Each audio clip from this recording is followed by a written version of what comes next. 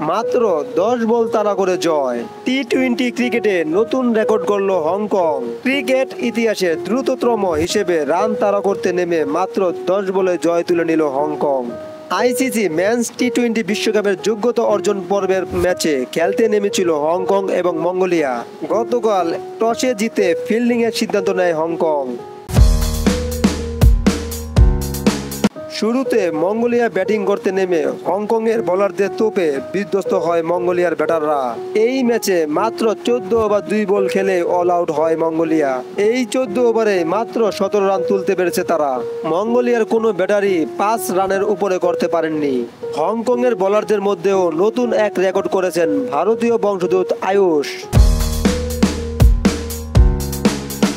তিনি তার 4 ওভার বল করে কোনো রান না দিয়ে তুলে নেন একটি উইকেট। আর এমন রেকর্ডের সাথে তার নাম নিউজিল্যান্ডের লকি ফার্গুসন এবং কানাডার সাদ বিন জাফরের সাথে লেখালেন। এই রেকর্ড এতদিন শুধু 2 জনের নামেই ছিল, এখন যোগ হলো আরও একজন আয়ুষ। মামুলি 18 রানের টার্গেটে হংকং ব্যাট করতে নেমে মাত্র 10 বলে জয় তুলে নেয়।